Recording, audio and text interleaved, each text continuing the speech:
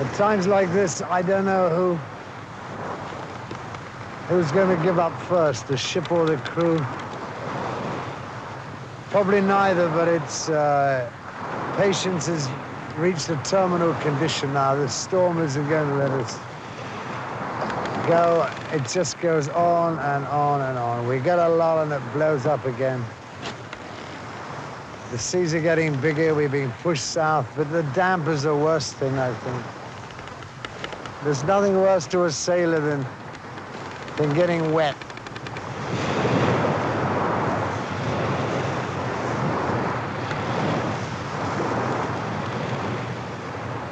I've been in a lot of storms, but never in a craft like this. I suppose we knew that when we set out. Everyone had an intelligent guess anyway that the weather was going to be bad, but it's a sour season, which has blown for thousands of years, and now we've got a nor'east storm. If we do get through, and I can only assume, my God, look at this one coming. If I can only assume that we will, then we'll have something unforgettable behind us, and we can rely on the fortitude of this, perhaps, to carry us through in whatever lives, whatever we're doing outside this completely crazy business. This crazy business is Bob Hobman's attempt to sail across the Indian Ocean in a primitive native craft. He aims to show that the ancestors of the people of Madagascar, who originally came from Indonesia, did so not as scholars think in short stages round the Indian Ocean, but directly across, sailing in one of the great epic migration voyages of history. This is a bit of a commercial model, but when they start weaving it by hand, it's even stronger. For writer and sailor Bob Hobman, years of research into these ancient maritime cultures has brought him to the southern Philippines with his friend, artist Chico Hansen, to study the methods of canoe construction that still survive in remote communities. Methods that made the islanders of Southeast Asia perhaps the greatest ocean voyagers of all time. A few lobster we're after today to help out. Let's get under here. The only remaining evidence of a maritime technology that spanned oceans is seen in the way these Indonesian boats are built. These boats are hardy, they're sturdy, they're built for a purpose which is completely mad, some would think, chasing whales in such a flimsy contraption, but it's a technology which hasn't changed in at least 500 years, which must prove that the boats, when they were first conceived, are strong enough, durable enough to follow the purpose they were designed for without having any changes made to them at all.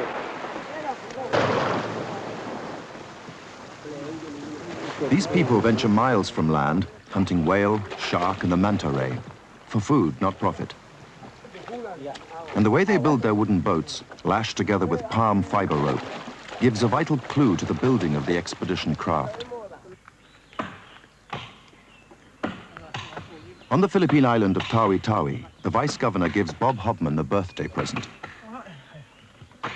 This began 4 years ago in the dusty library of the Royal Geographical Society in London, and at that time I didn't think I'd be standing in the middle of a forest in Tawi-Tawi watching a giant tree actually being cut to the ground in order to make this whole project a realization.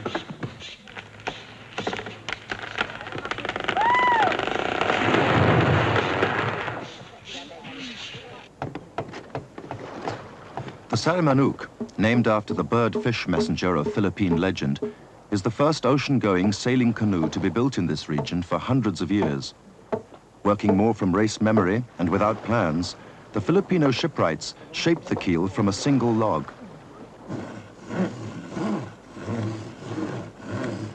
The stability of the canoe depends on the specially crafted outriggers, like a primitive catamaran. If any of these fragile struts should break, the craft will become unstable and ultimately turn over. They are vital to the Sarimanok's seaworthiness, as the crew will find out, to their cost.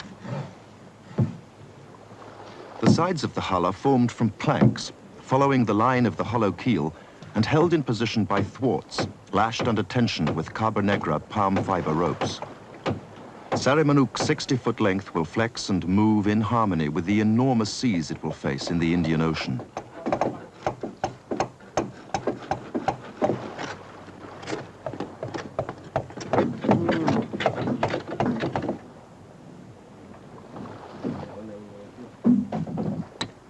After 7 months, with the workmen still putting the finishing touches to the hull, the launching of this unique craft captures the attention of the world's media and the interest of the Australian ambassador to the Philippines. The launching is the first official assignment for expedition photographer Don King and the only woman in the crew, Sally Crook. Okay, I name you Sarimanok. Again! Harder! That's lovely. I became involved in this voyage because I saw an advert scribbled in pencil on a notice board at the London School of Hygiene and Tropical Medicine, where I used to work. It said a 7th century raft crossing the Indian Ocean or something like that, but I applied anyway because I was interested in Madagascar and I wanted an adventure. For ocean yachtsman Steve Corrigan, sailing this craft will be a difficult challenge. She's so beautiful. She's floating well. She's floating a lot better than any of us thought would ever do. And she's going to float all the way across to Madagascar. But Sarimanok is not going to carry Chico Hansen to Madagascar. On the journey from Tawi to Bali, Chico, the strongest and fittest of the crew, becomes ill with hepatitis. He goes into a coma. Desperately, Bob beaches Sarimanok and has Chico airlifted to hospital. But within days, he is dead. When Sarimanok finally reaches Bali, it appears the voyage is over before it has really begun.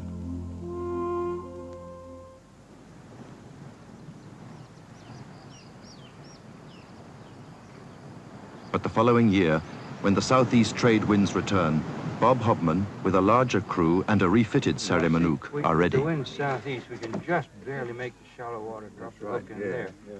The first of the new crew to join Bob Hobman on Bali are the American navigator Bill McGrath and boat specialist Colin Putt from New Zealand. Yeah, we'll put that away. So that means no chance, absolutely nothing. For Bill, it's the biggest challenge of his career, guiding the Sarimanok across the Indian Ocean to the northern tip of Madagascar, using only the sun and the stars. The charts, compasses, chronometers, sextant, all modern instruments are sealed away under bond for use only in an emergency.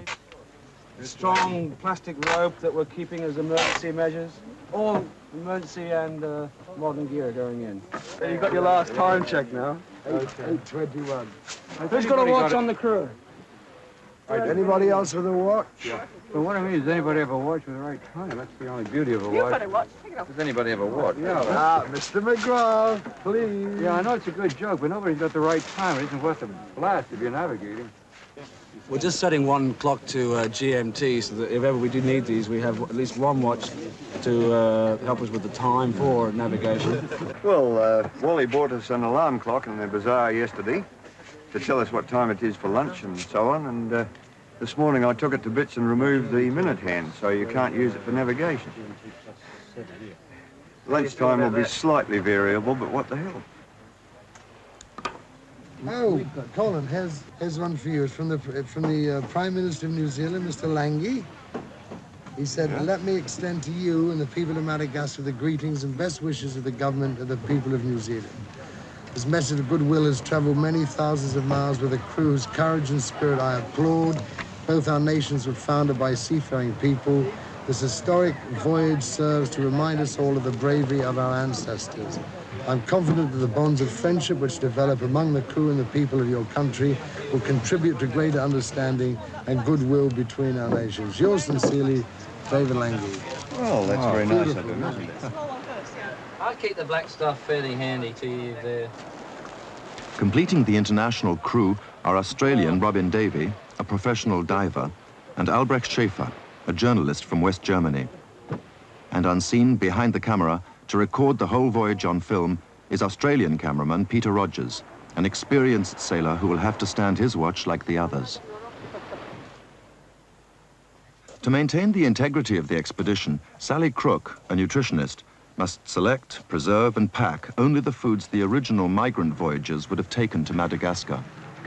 Most of our diet will be rice, of course, which is still the staple diet of Asia, and it's also the staple food of Madagascar. And it came from Asia in the migrations. The kind of rice they have there is paddy with water in the fields, which they don't have in most of the rest of Africa. That's because their diet came from here. Their rice came from here. And here we have some taro, which for a bit of variety. And of course for protein we've got dried fish and we've got some pork cooked in here. And for vegetables we have a little bit of pickled vegetable, but mostly we're going to sprout soybeans for vegetables. And we have dried bananas, dried tempeh, which is soybeans again, and vinegar, and a few spices, which if we don't have much protein, we want something a bit interesting to eat, so we're going to just put spices in the rice and hope that's enough.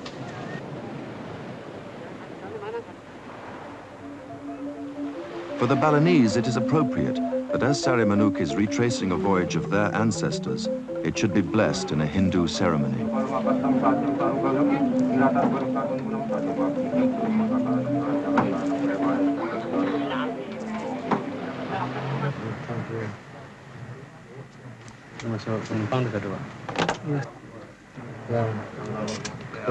Thank you, Mr. Ivan, for making a special visit to Putt, because, you know, we have to get away very quickly. A voyage of 4,000 miles lies ahead.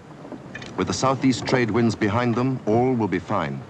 But if the winds move round, their ability to stay on course will be seriously hampered.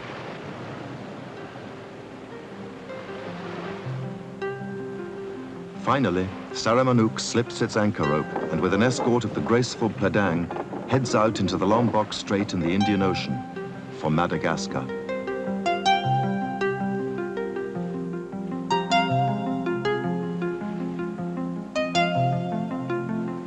Okay, let's sweat it out. Let's go.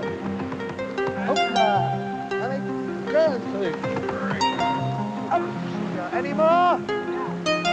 Cold. Even better. Any more? Go. That's chock-a-block. Take her on out tight. Tight. Bring her back to Steve. Is that right up, Don? Is that right up? Ready? Yeah. Bring it back. Oh, just take it to the lima. Take it to a harness. Yeah. Take it to a harness. Back to the front. Bring it back. Oh. That'll do.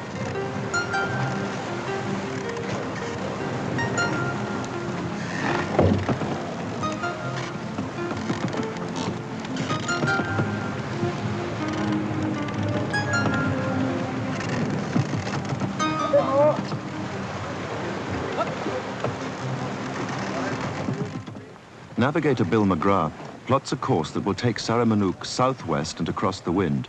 His long-range plan is to turn northwest on the approach to Madagascar and use the current to make landfall at Diego Suarez. The crew settle into the routines that will carry them through the months ahead. I'll tell you one thing, Sally. It's inconvenient and it's labor-intensive. But there's a small consolation in knowing you can't do it on P&O and Orient, and you can't do it on your Sparkman and Stevens 75.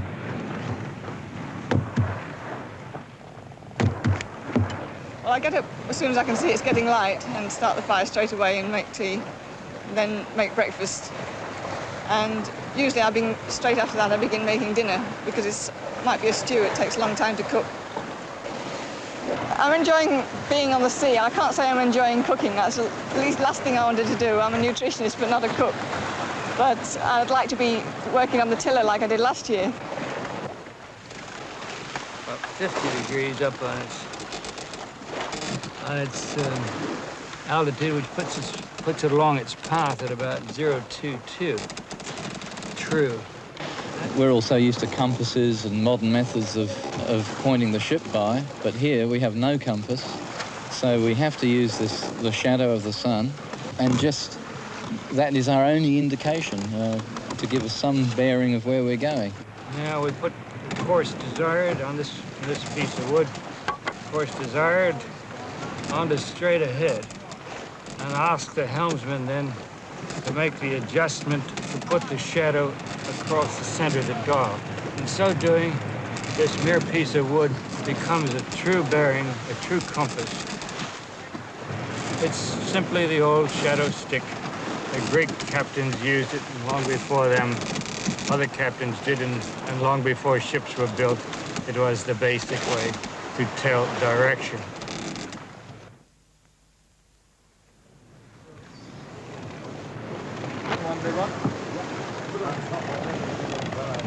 Unless you can lift it up.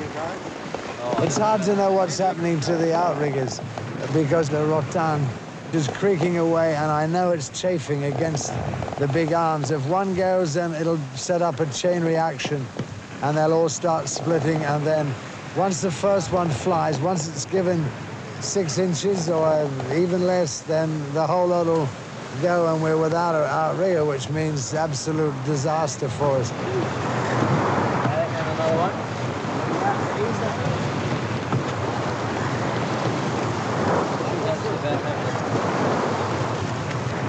She's taking a terrible pounding, really. I'm astounded that she's performing as well as she has. But it's probably all the fittings, all the lashings are taking a strain, and the only way you could check those is by beaching her somewhere, and there doesn't look like a lot of beaches around here. That's a bit more. Apart from the anxiety over Sarimanok breaking up, there's the constant fear of being swept overboard. The unseasonal storms pursue them, and the deckhouse, built to provide shade, is no protection from the driving rain and spray. The crew, those not on watch, sleep on the deckhouse roof, although everywhere on the ship is wet. Then, the fear that has haunted Bob since Chico's death is realized. Colin Putt is ill. Without radio, they cannot ask for advice or assistance. They can't go back into the wind and have few options in the direction that Sarimanok will sail. Even if they run for Christmas Island or the Cocos Islands, these are tiny specks of coral in an infinity of ocean. Colin's condition deteriorates, and so does the weather.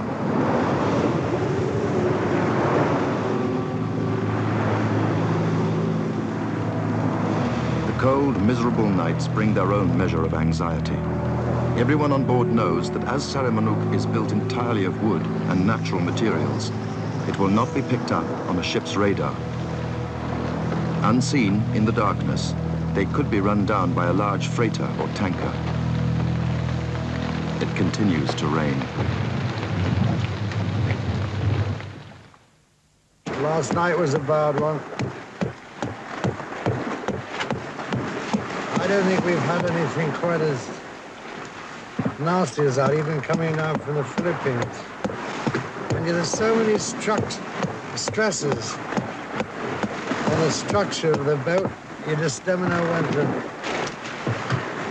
where to begin. Last night, one of the big arms cracked badly. I noticed it when we were coming in about 2 o'clock in the morning in the rain.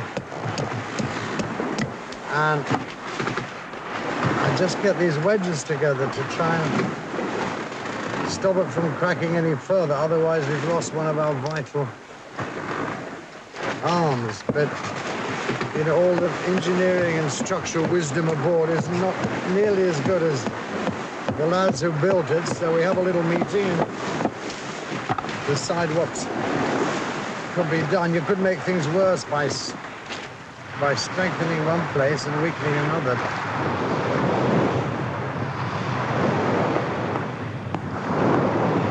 There's an endless amount of things to be done. There's always little odd jobs to be done around the boat, and if you seek those jobs out, you'll find enough of them, you know, whether it's patching a sail or tying something down or redoing a lashing or checking some broken bamboo on the decking, and there's just all kinds of little things, and sometimes you've got the energy and the spirit to work all day on them, and sometimes you just feel like taking a nap and reading a book.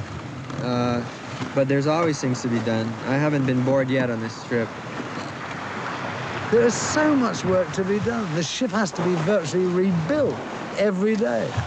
And there are still people reading books. I can't believe them.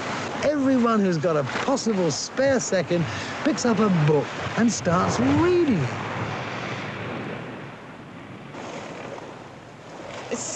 I don't find any difficulty in sharing a boat with 7 men. It's no problem. They're all very polite, gentlemanly, and we don't bother about, undressing and washing in front of each other. We just got used to it.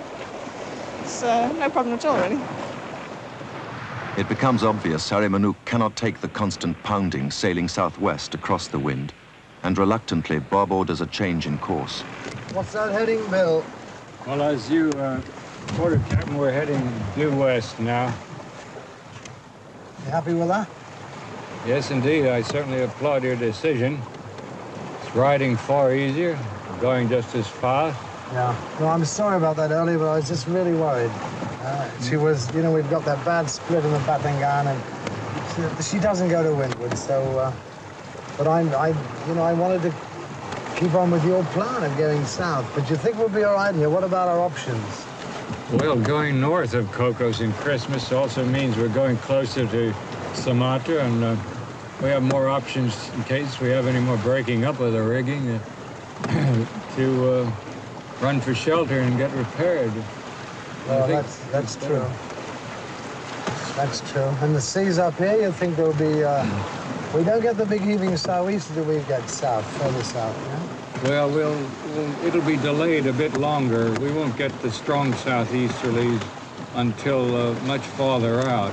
And they don't develop either very far north very early. They develop far north where we're going much later. So it'll be just an easier run this way.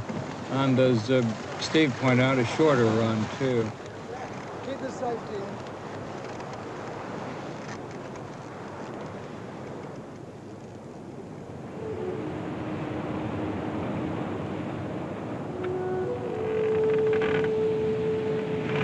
I've been worried at times. I've been worried about the boat, whether she'll make it all right, whether she'll stay together. I've accepted the fact that basically this ocean stretches forever. But the boat has really pulled through well. Sarimanok is strong, but the ocean is stronger.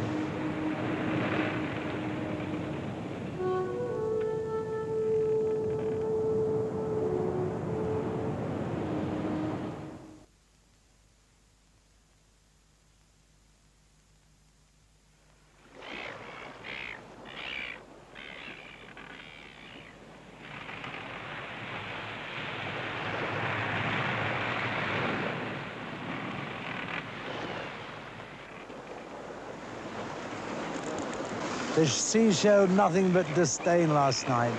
3 o'clock in the morning, the ship being thrown out of the water like a lame duck. Up and down, bilge full of water, everybody damp. I didn't think she would make it, really. The strain was enormous, incredible, worse than Sarimanok has ever done. Just under bare poles, no stormsail set. The sea just had it at its mercy. A crazy storm from the northwest moving around to the southwest. And it went away this morning, and there was enormous relief by the crew because another night like that, and I don't really think she would have kept up. But now the sky is nice, puffy cumulus around, 15 knots. We're flying along 5 or 6 knots, hurtling down these big swells, and tonight's almost forgotten. But I don't think anybody, any one of us aboard Sarimanok will forget last night. That was one of our blackest, and I hope that. Well, I hope that we never get another one.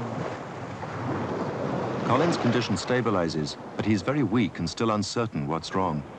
I don't know. It's something like malaria, and it's a little bit like hepatitis, but that's often a secondary effect of malaria, so I just don't know. The decision is taken to seek medical help at the Cocos Islands, a series of low-lying coral atolls 1,500 miles west of Bali. They unseal the modern navigation equipment to get a comparative reading and ensure that they don't miss the Cocos. Also, Bill McGrath is keen to check the accuracy of his navigation. by what he calls his Neanderthal instruments. Very consistent. I think that confirms it, Albert, that all your shots have indicated the sun is now over the crest past noontime. That the lowest altitude, obviously, lowest angle is 34. That's clear. And he is he's a very good navigator, and he's very precise and very responsible, and yeah, I have a lot of confidence, no doubt. Latitude 11 degrees 55 minutes south. Longitude 107 degrees 18 minutes east. Using the watches set to Greenwich Mean Time and the sextant, Steve Corrigan obtains a fix on their latitude and longitude. This confirms, to Bill's great satisfaction, the remarkable accuracy of his navigation. He is out by only half a degree. Just when they think that nothing else can happen, the Indian Ocean springs another surprise.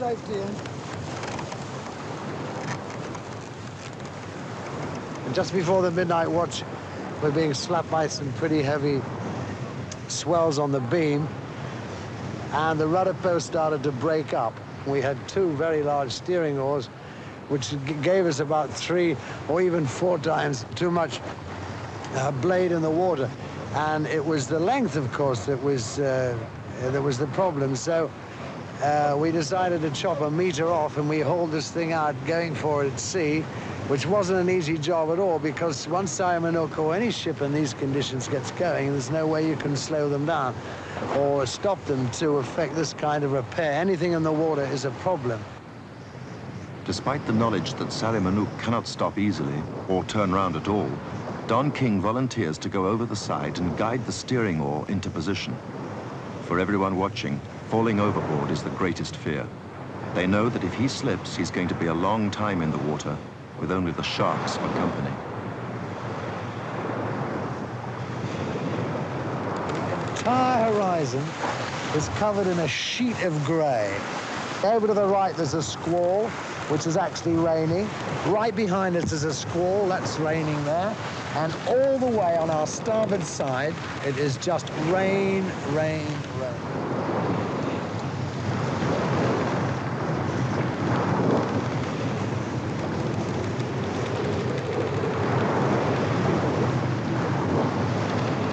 Right now we're in bright sunshine, and it's not going to last. I suggest you get some black rice and coconut India and batten down the hatches, baby, because we're in for it.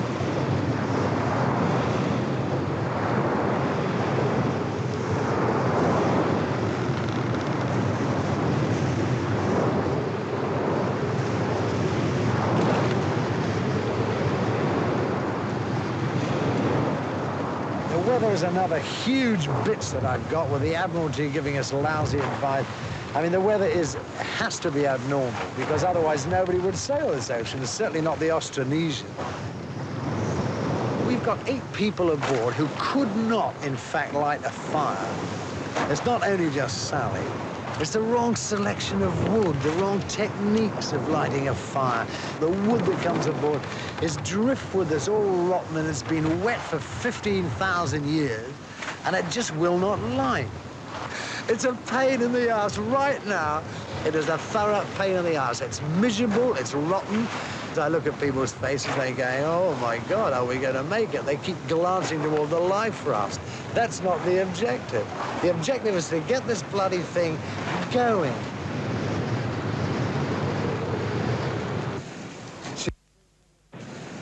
She's being pushed to extreme limits. I don't know whether she can last that much longer. I suppose she can. It's not good to underestimate a ship, but the shrouds on the mast are starting to part now, and it's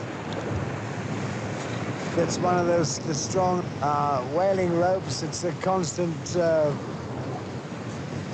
flexing, throwing backwards and forwards of the mizzen as we're heaving down these seas, and the ship is flung from one side to the other. That'll have to be replaced. We've got spare rope. I'm just worried about the main doing the same thing. The small main that we've got had to be taken down this morning. That completely threw off all its boat ropes and ended up a floating rag. So the lads had to get into that pretty early this morning to save it from thrashing itself to pieces. And we'll stitch up that this afternoon, but I think the weather is really worsened so much that we won't be able to put it back on again. There isn't a dry part on the ship left anymore. The navigator Bill McGrath's stuff is completely soggy, and it's only because he's got a good sense of humor and a lot of fortitude that he's not screaming with frustration. And I don't know how Sally carries on. She starts to lose it from time to time. Yesterday was a bad one, but she pulled herself out of it. Everyone's just got to pull together as best they can, and the bilge is full of water. This bucketing and bucketing goes on continuously day and night, and it's an exhausting, heart-aching business, just throwing out more. And while you're throwing it out, it's coming in over your shoulder. And we've got Colin Putt, who's, God knows, he said he had a good night's sleep last night, but the other 10 nights he's been ill. It must have been sheer hell for that poor man. And that man is absolutely wet beneath the skin. There's nothing dry, there's nothing harmonious about the ship, but she just seems to push on and hold together. Everything is creaking and rattling and slapping about, and the sea just won't stop. But what can you do? You just got to hang on, I suppose. There's nothing left. At least we're making miles ahead, which is about the only consolation we have to preserve our sanity. And we got a hot cup of tea, which takes Sally an hour to prepare, and about 2 minutes for it to get cold, and if it's not slopped out of the bucket on the way back to the people who are working at the back of the ship. We have to run into Cocos with Colin. Certainly not being used as an excuse. I'm determined enough and stubborn enough to keep pushing this bastard through the water. But if we have to call in with Colin, then we'll certainly take the opportunity to relash and to try and get ourselves on a reasonable footing to get back into the sea again for the next 3,000 miles. God, I hate to think of the next 3,000. If the first 3,000 are going to be like this. Oh, you nasty piece of ocean.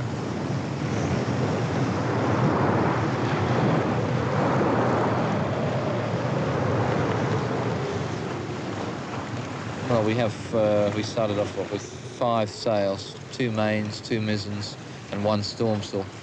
We've lost 1 main so far, so we're taking it very easy.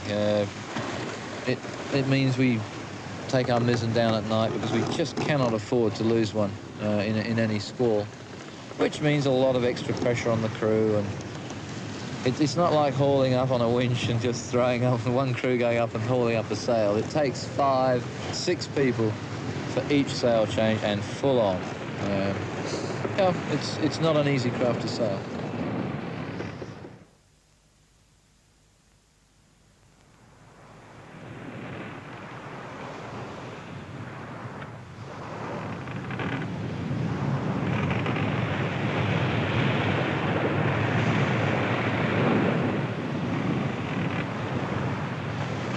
Land hoy!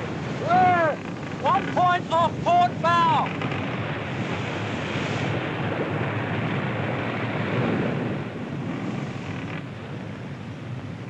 On the horizon, the Cocos Islands.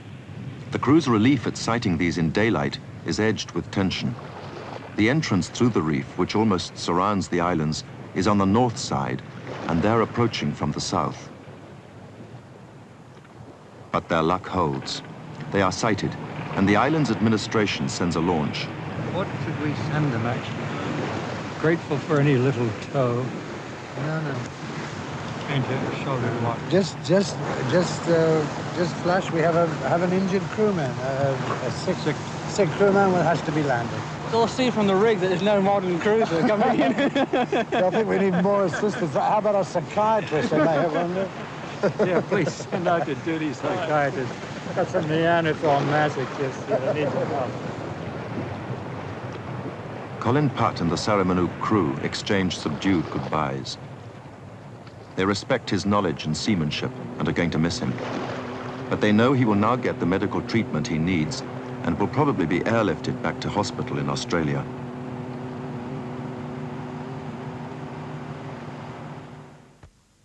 The Cocos Islands, which are administered by Australia, provide the crew of the Sarimanok with the opportunity to replenish their supplies of firewood and replace the dried fish and other foodstuffs spoiled by the rain, and to get fresh water.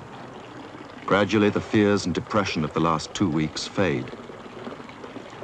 They set out on the next stage in the hope that nothing ahead can be as bad as what they have already faced. I started out in photography using just a Nikonos, taking pictures of the surf.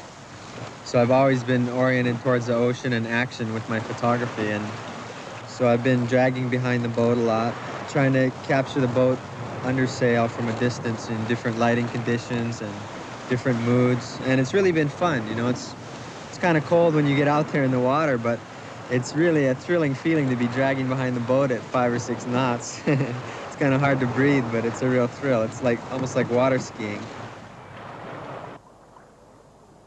On another occasion, when Sarimanok is becalmed in water over 2 miles deep, cameraman Peter Rogers joins Don King to get some underwater footage of the boat.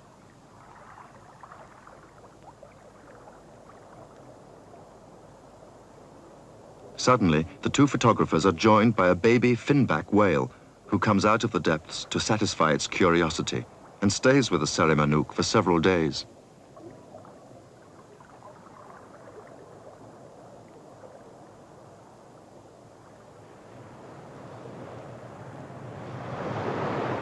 The water here, in the middle of the Indian Ocean, is so deep that against all expectations they catch very few fish to give variety to their diet and make life easier for Sally, the nutritionist, and reluctant cook.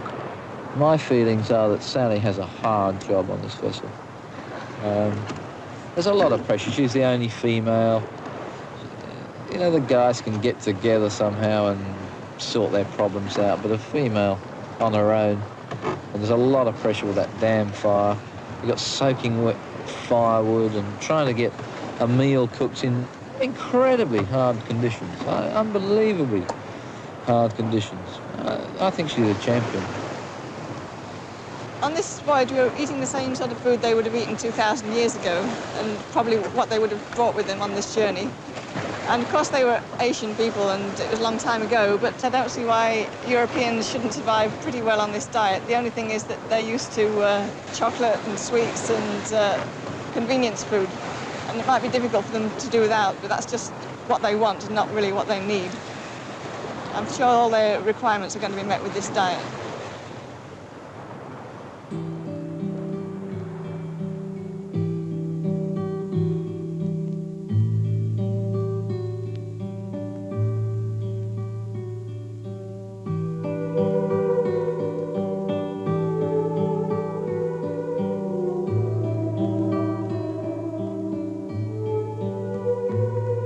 At the end of the day, the navigation doesn't stop. It's just dead easy. These, the sun, moon, and stars are clear signposts of whether or not we're going down the right track or not. And all the stars are signposts. You can look in any direction you want, you see, and use them all as signposts. You can use the star ahead as the guide to steer, or you can use the one exactly on your left side and keep that one on your left side, so you're in effect steering by the star on your left side. Or you can use any star as a signpost.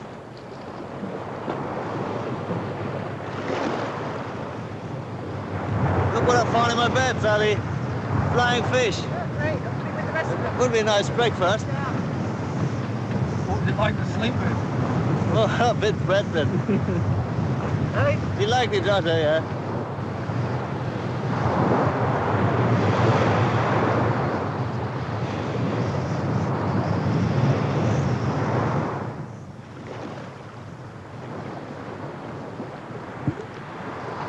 Oh, aboard. Yeah, in fact, the meals have been excellent.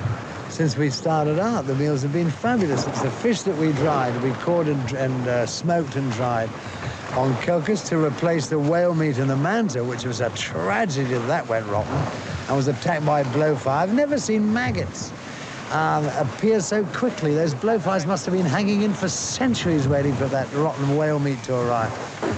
That was sad that went, because that had a flavour all of its own. Otherwise, dried fish is pretty bland.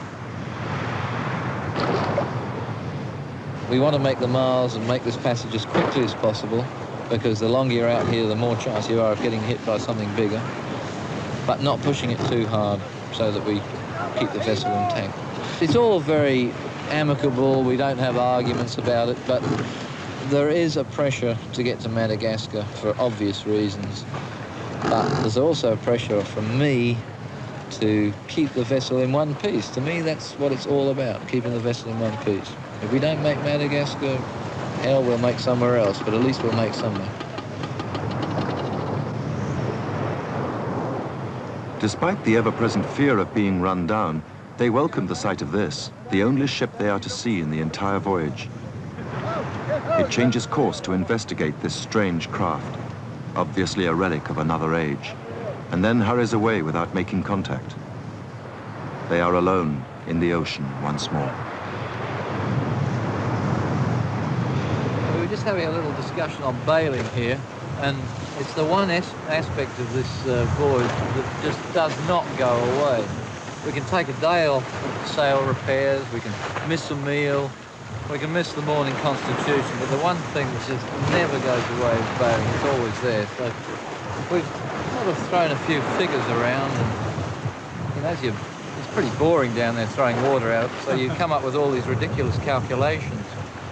And we've come up with something like this. It seems to be that for the first 30 days, we worked out that it was 200 buckets per watch. Now that's 8 watches per 3-hour watch, that is, so that's 8 watches per day, which gives you 1,600 buckets per day. 30 days, that's 32, 48,000 buckets. All right, 48,000 buckets. Now, for the last 20 days, the ship's getting lighter, right? It's getting much better. Now we're cruising now. It's only 100 buckets per watch. So that gives us, that's another 16,000. We're up to now 64,000 buckets, right, so far. The whole voyage. Now, Albert, 260,000. I heard you muttering a new method of navigation here. Yeah, I was thinking while bailing, as everybody used to think while bailing. I was thinking to work out another navigation system. If we count 64,000, let's say 64,000 buckets for the whole voyage, and we have 4,000 miles roughly the length of the voyage, so you could count how many buckets per mile. That come to the conclusion that it would be 16 buckets per mile. Yeah. Have you told Bill that? It might be a useful bit of information for him. It's not so familiar with this navigation. There's a touch of east in this. This is what we need if we want to get south to Madagascar. Okay, I'll tie in the end, bud. Sorry. We had a breeze from the west-northwest, which is almost impossible in a situation in a huge ocean, which is covered with a south-east trade pattern traditionally and for millennium. But there it was right behind us, and it's giving us a push now. We're in our 5th hour. After days of being driven northwest, when it looked as though they would miss Madagascar altogether, and be driven onto East Africa or even Arabia, the dramatic change in the wind turns them south, back on course, and their spirits soar. By God, that was a close shave this morning. You know, after last night's run, 100 miles before breakfast, sitting on the foredeck, looking out at the leeward outrigger, which is a fascinating sight at any time, and suddenly I realized, Jesus, the thing is bending down like the nose cone on a Concorde. The hell's going on? I honestly thought then it was going to split up in a minute. I didn't think we had any time to move at all. But boy, we sure moved. You know, if we lost that, we're just completely legless. We got one broken wing on the most important side because we were leaning and heeling and flying down waves, and she's taking all the strain. I think we fixed it now. We've worked for about 4 hours on it, crawling around out there and getting swept off them from time to time.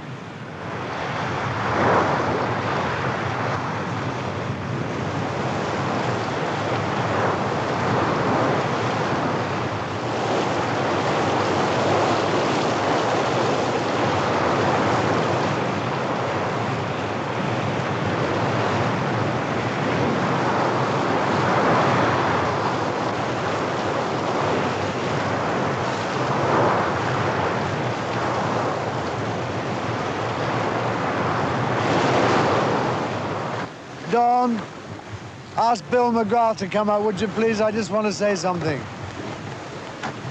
Albert will have to stay on the helm, I'm afraid. We've got to steer the ship. Sally, can you come up from the galley for a minute? Just hop up and sit out there. I just want to talk to everyone for a minute.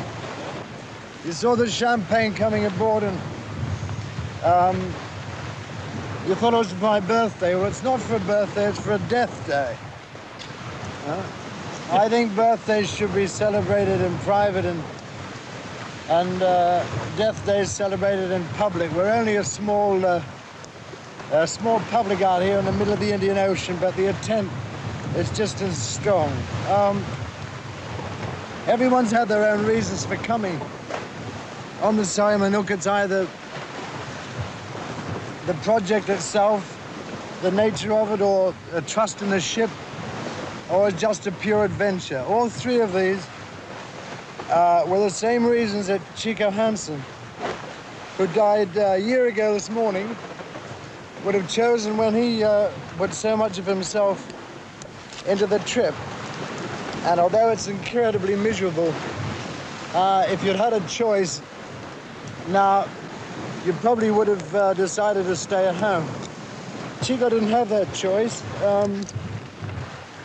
He didn't have the choice to make because he made the ultimate sacrifice for the trip, and that was his life. One of the things that Chico used to say, and he lived by it all his life that I knew him anyway, was a quote from Ellen Keller which said that life is a daring adventure or nothing at all. I'd just like you to have a little drink for Chico. Look, Chico.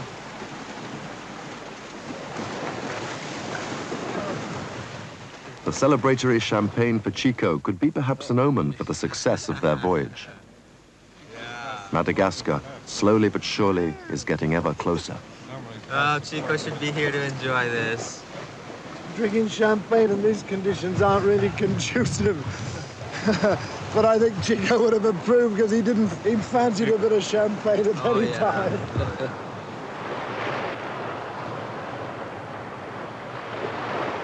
600 miles east of Madagascar, the thing they've been dreading happens.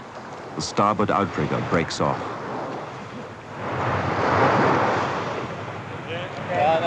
You ready? Yep. Once it's coming down, when you ease this one off, come onto that line. They concentrate on getting the broken section on board. One way or another, it's going with them. In spite of the imminent danger of capsize, they have an almost unshakable faith in their crippled craft. It's the ship that's keeping us alive. The ship keeps us afloat. The ship is pushing us towards Madagascar. The ship will take us there.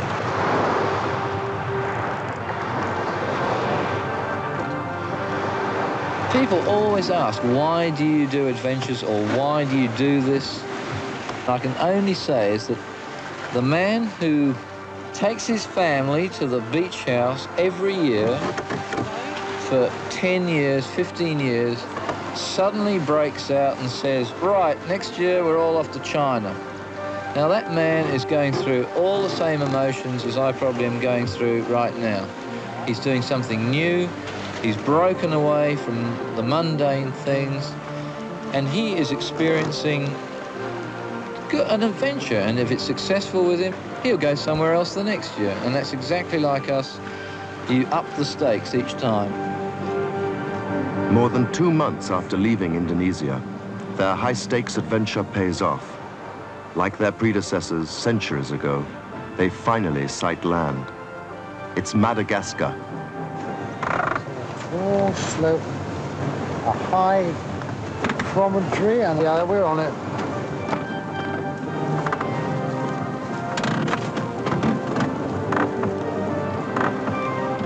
We've arrived at the mouth of Diego Suarez, spot frigging on. After 5,000 motorway miles of no bloody instruments, this side of Jesus Christ.